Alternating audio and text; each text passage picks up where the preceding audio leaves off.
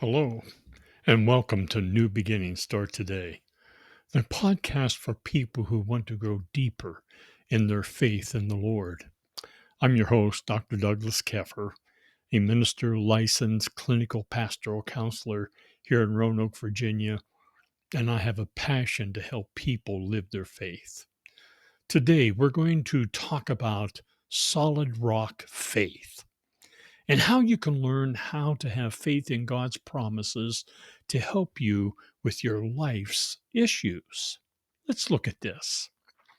Many people want to believe that God can do things that seem impossible, but find it hard to have the belief or the faith that what they ask Him for can truly be done for them.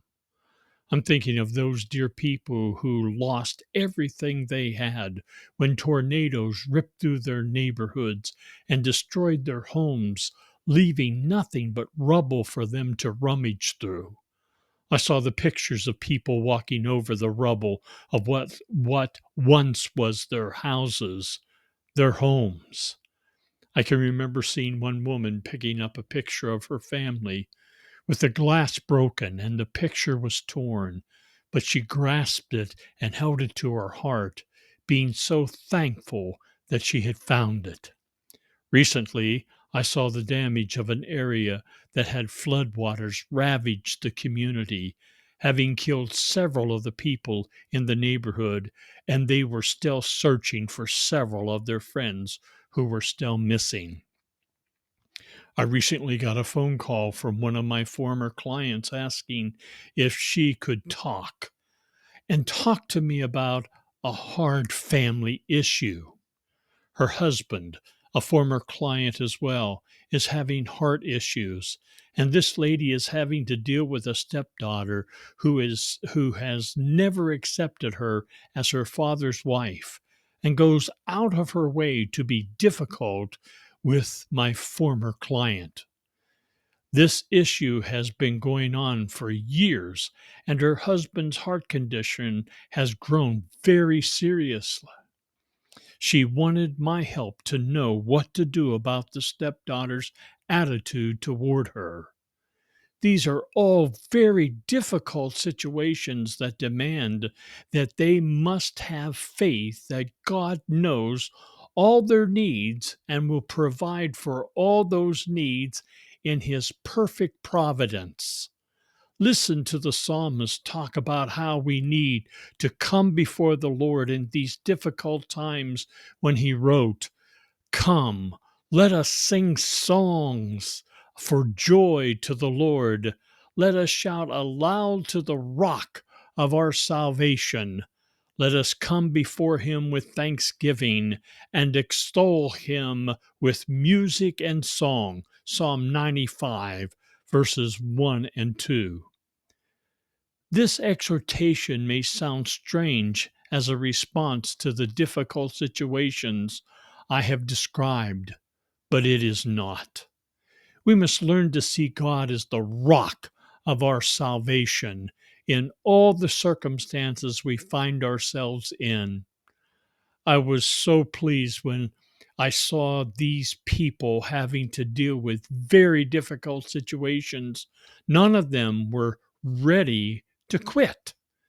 Those folks who lost their houses were already getting started to get started rebuilding their houses because that address that address was their home. They did not know where they were going to live during the rebuild process. Then I saw God's providence for these people as people who own camper sales began to pull campers into the area and set those campers up for those people to live in. I saw a group of Amish people leave their homes, drive to these areas of destruction with building supplies to build these tiny homes for people to live in as they rebuild their homes. I saw different organizations coming into the area with food, water, clothes, and trucks that were equipped with washing and drying machines so these people could do their laundry, and for many, it was just the clothes they had on their backs. I saw a local organization send trucks into these areas filled with blessing buckets. And they were filled with the essentials to help these people with their everyday personal care. In each of these buckets, when the family or individual opened it, the first thing they saw was a Bible on top of all the supplies.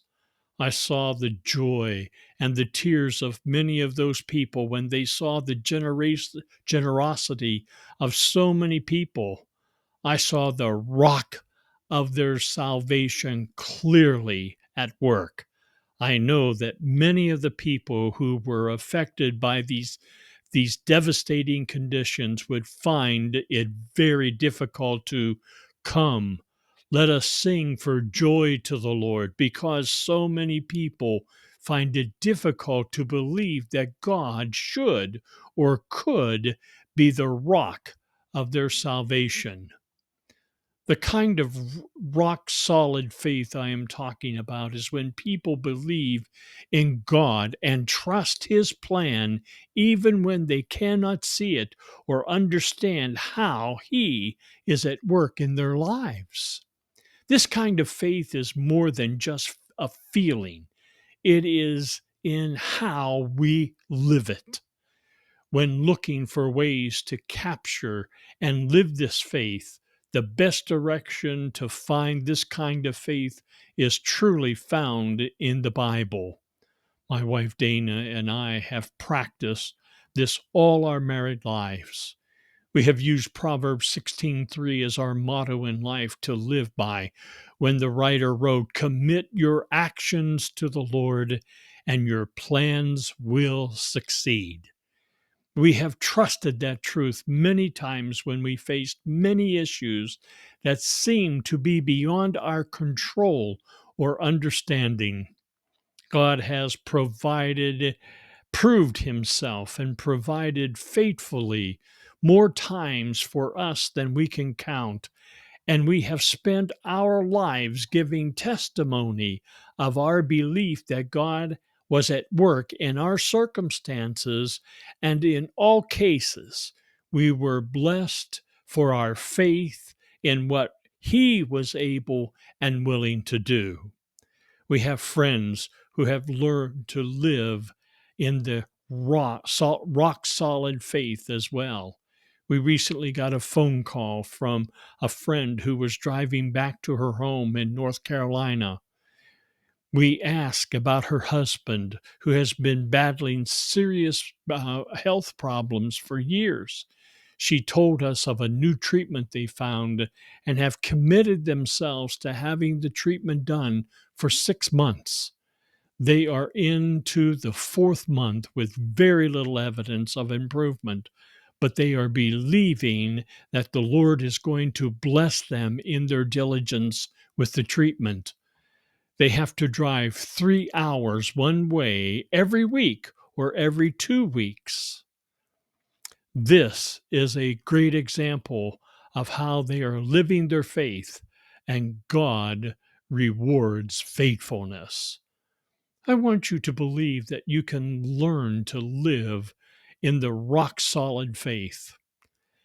The key word here is learn. When I was growing up, my parents taught us 5 children that we could trust God to do for us what He promised that was found in the Bible. They allowed us to learn how this kind of faith by having us in church each Sunday and attending prayer meetings on Wednesday evening. We had to get home and get our homework done, eat dinner, and then go to church on Wednesday evenings for a prayer meeting that started at 7:30. It was a very significant time in my life as I listened to many of the people I knew prayed about the things going on in their lives and testifying that they knew God was going to answer their prayers according to His will. I saw this in my home with my mother. She was sick on and off throughout my life.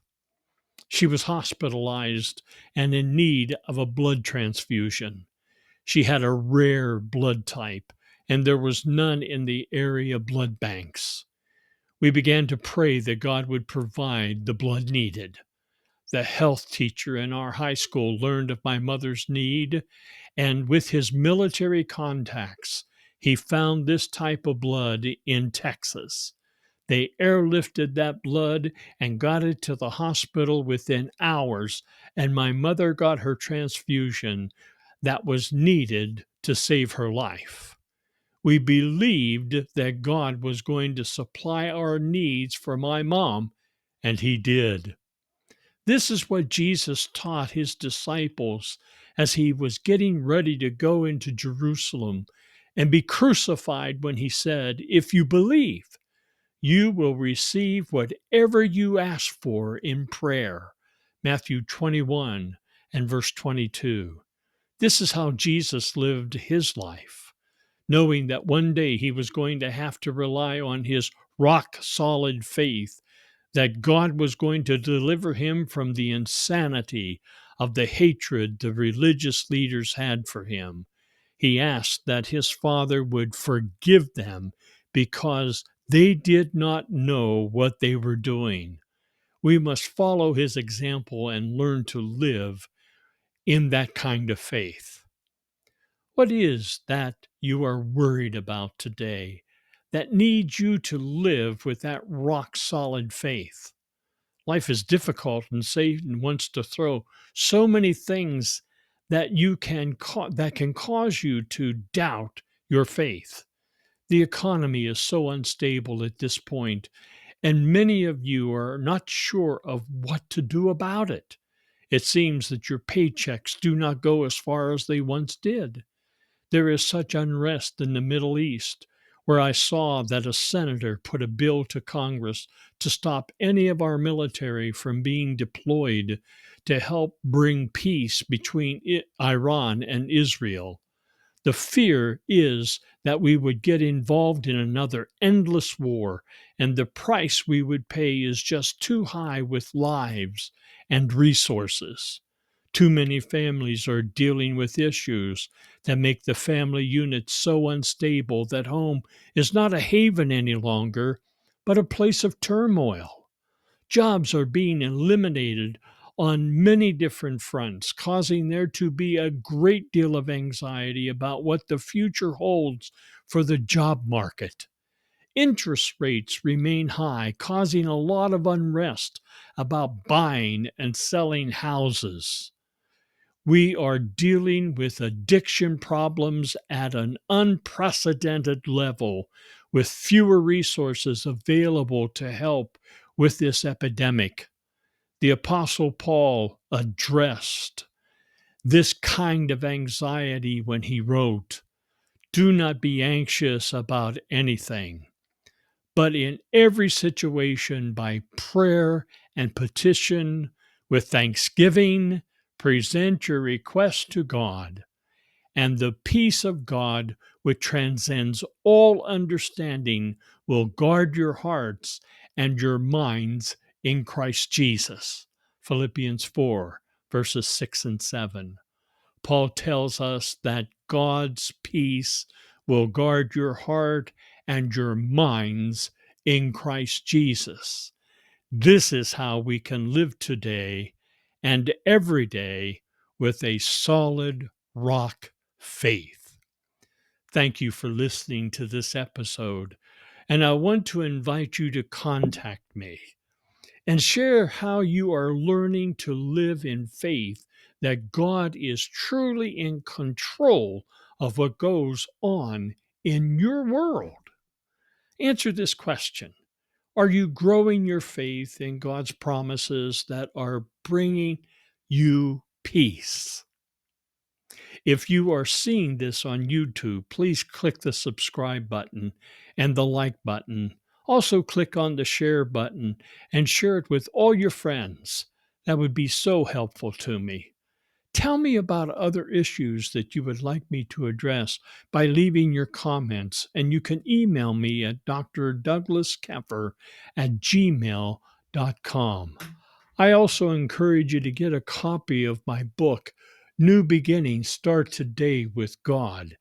And you can get that at my website, drdouglaskeffer.com. Click on the link below. Until next time, God bless each of you.